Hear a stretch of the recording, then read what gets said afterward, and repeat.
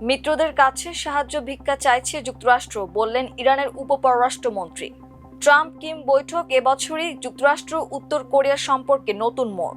তুরস্কের প্রেসিডেন্টকে ইসরায়েলের প্রতিরক্ষা মন্ত্রীর হুমকি। ফাতা 3 পরীক্ষার প্রস্তুতি নিচ্ছে পাকিস্তান, আকাশসীমা বন্ধ। উত্তর কোরিয়ার কাছে 120টি পরমাণু অস্ত্র ধারণা দক্ষিণ কোরিয়ার। যুক্তরাষ্ট্রের ঘাড়ে $40 লাখ কোটি ঋণ। আসসালামু আলাইকুম, আমন্ত্রণ আমার দেশ আজকের বিশ্বে। এতক্ষণ শুনছিলেন সংবাদ শিরোনাম, এবারে বিস্তারিত। ইরানের আইন ও আন্তর্জাতিক বিষয়ক উপপররাষ্ট্রমন্ত্রী কাজেম গারিবাবাদি বলেছেন, পরাজয়ের পর মিত্রদের কাছে সাহায্যের জন্য ভিক্ষা চাইছে যুক্তরাষ্ট্র। বৃহস্পতিবার সামাজিক মাধ্যম এক্সে দেওয়া পোস্টে তিনি এ মন্তব্য করেন। ইরানের বিরুদ্ধে নজিরবিহীন অর্থনৈতিক যুদ্ধ ঘোষণা করেছেন মার্কিন প্রেসিডেন্ট ডোনাল্ড ট্রাম্প। সেই সঙ্গে যেসব দেশ ইরানকে সহায়তা বা দেশটির সঙ্গে ব্যবসা বাণিজ্য করবে তাদের ভয়াবহ অর্থনৈতিক পরিণতি ভোগ করতে হবে বলে হুঁশিয়ারি দিয়েছেন তিনি। ট্রাম্পের এই হুমকির পর গারিবাবাদি এক্সে দেওয়া পোস্টে বলেন, তারা দাবি করছে ইরান পরাজয়ের দ্বার প্রান্তে, সুতোর ওপর ঝুলছে, অথচ তারা তাদের সব মিত্রদের কাছে সাহায্যের জন্য ভিক্ষা চাইছে। তিনি আরো বলেন, সামরিক যুদ্ধ কোনো ফল দেয়নি, তাই এখন তারা পরবর্তী ব্যর্থতার নাম দিয়েছে অর্থনৈতিক যুদ্ধ। 2026 সালের শেষ দিকে উত্তর কোরিয়ার নেতা কিম জং উনের সঙ্গে বৈঠক করবেন বলে ঘোষণা দিয়েছেন মার্কিন প্রেসিডেন্ট ডোনাল্ড ট্রাম্প। প্রথম মেয়াদে পরমাণু শক্তিধর দেশটির নেতার সঙ্গে গড়ে তোলা সম্পর্ক পুনরুজ্জীবিত করার লক্ষ্যেই এ উদ্যোগ বলে হোয়াইট হাউসে সাংবাদিকদের সামনে জানান তিনি। ট্রাম্প বলেন, কিমের সঙ্গে ভালো সম্পর্ক রাখা গুরুত্বপূর্ণ।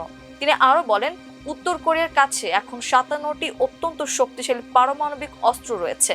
হোয়াইট হাউসের নতুন হেলিপ্যাড পরিদর্শনের সময় ট্রাম্পকে 2026 সালের শেষ দিকে কিমের সঙ্গে বৈঠকের পরিকল্পনা আছে কিনা জানতে চাইলে জবাবে তিনি বলেন, হ্যাঁ, আমি করব।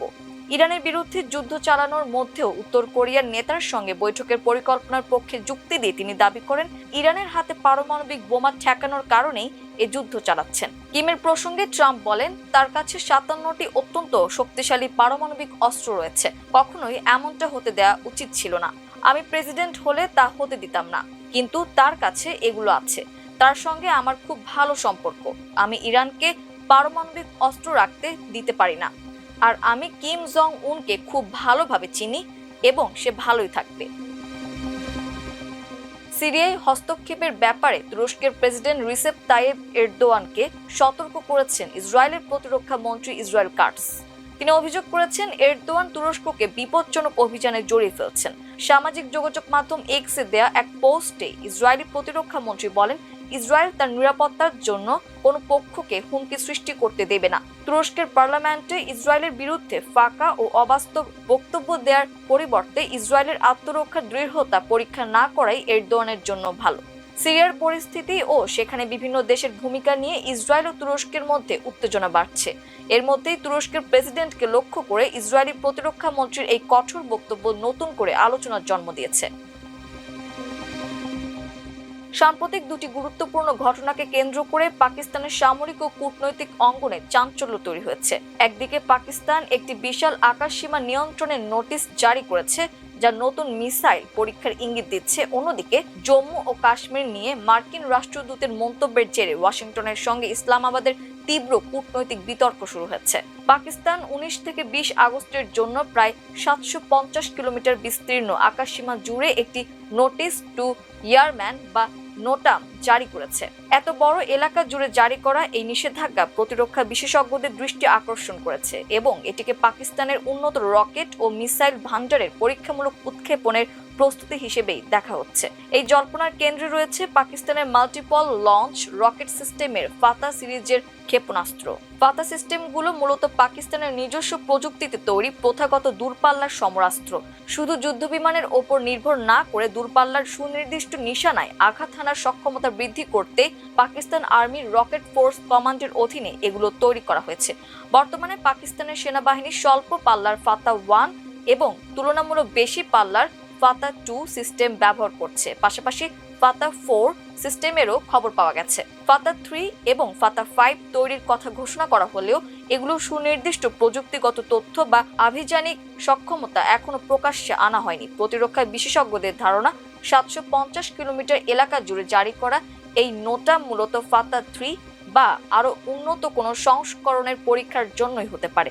সম্ভাব্য এই সামরিক শক্তির প্রদর্শনের জল্পনার মাঝেই ভারতের জম্মু ও কাশ্মীর নিয়ে মার্কিন রাষ্ট্রদূতের মন্তব্য ঘিরে নতুন বিতর্ক দানা বেঁধেছে। ভারতে নিযুক্ত মার্কিন রাষ্ট্রদূত সার্জিও গোর সম্প্রতি প্রথমবার শ্রীনগর সফরে গিয়ে জম্মু ও কাশ্মীরকে ভারতের একটি গুরুত্বপূর্ণ অংশ হিসেবে বর্ণনা করেন। মুখ্যমন্ত্রী ওমর আবদুল্লাহর সঙ্গে সাক্ষাতের সময় তিনি এই জায়গার সৌন্দর্যের উচ্ছ্বসিত প্রশংসা করেন। এই মন্তব্যটি পাকিস্তান ভালোভাবে নেয়নি। এর প্রতিবাদে পাকিস্তানের বিদেশ মন্ত্রক ইসলামাবাদে নিযুক্ত মার্কিন চার্জ ডি অ্যাফেয়ার্সকে তলব করে একটি কড়া ডিমার্শ জারি করেছে। উত্তর কোরিয়ার কাছে ৮০ থেকে ১২০টি পারমাণবিক ওয়ারহেড রয়েছে বলে ধারণা করছে দক্ষিণ কোরিয়া। দেশটির প্রতিরক্ষা মন্ত্রী আন ইউ ব্যাক বৃহস্পতিবার এ তথ্য জানিয়েছেন। তার দেয়া হিসাব মার্কিন প্রেসিডেন্ট ডোনাল্ড ট্রাম্পের সাম্প্রতিক দাবির চেয়ে অনেক বেশি। ট্রাম্প একদিন আগে বলেছিলেন উত্তর কোরিয়ার নেতা কিম জং উনের কাছে ৫৭টি পারমাণবিক অস্ত্র রয়েছে। দক্ষিণ কোরিয়ার পার্লামেন্টের একটি কমিটিতে আন ইউ ব্যাক বলেন, উত্তর কোরিয়ার পারমাণবিক অস্ত্র ভান্ডারের সঠিক সংখ্যা নির্ধারণ করা কঠিন। আমরা সাধারণত ৮০ থেকে ১২০টির মতো বলে মনে করি। পরে আন স্পষ্ট করেন এই সংখ্যা বিভিন্ন বেসরকারি গবেষণা প্রতিষ্ঠানের হিসাবের ভিত্তিতে করা অনুমান। দক্ষিণ কোরিয়ার সামরিক বাহিনী আনুষ্ঠানিকভাবে এই সংখ্যা নিশ্চিত করতে পারে না। ট্রাম্পের ৫৭টি পারমাণবিক অস্ত্রের মন্তব্য সম্পর্কে জানতে চাইলে আন বলেন, সংখ্যাগুলো কিছুটা ভিন্ন বলে মনে হচ্ছে। বুধবার হোয়াইট হাউসে উত্তর কোরিয়ার নেতা কিম জং উনকে নিয়ে কথা বলার সময় ট্রাম্প এ মন্তব্য করেন। তিনি বলেন, চলতি বছরের শেষ দিকে কিমের সঙ্গে তার বৈঠক হতে পারে। যুক্তরাষ্ট্রের সরকারি ঋণের পরিমাণ ৪০ ট্রিলিয়ন বা ৪০ লাখ কোটি ডলার ছাড়িয়েছে। মার্কিন ট্রেজারি বিভাগ জানিয়েছে এই তথ্য। এতে রাজস্ব ও ঋণের বোঝায় ধুঁকতে থাকা দেশটিতে সংকট আরও জোরালো হওয়ার আভাস স্পষ্ট। মূলত সরকারের অতিরিক্ত ব্যয়, ঋণের সুদ এবং বাজেট ঘাটতি মেটাতে ধার নেওয়ার কারণে ঋণ দ্রুত বাড়ছে।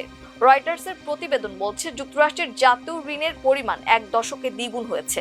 ২০১৭ সালের জানুয়ারিতে ডোনাল্ড ট্রাম্প প্রথমবার প্রেসিডেন্ট হিসেবে শপথ নেওয়ার সময় সরকারের ঋণ ছিল ১৯.৯৫ ট্রিলিয়ন ডলার।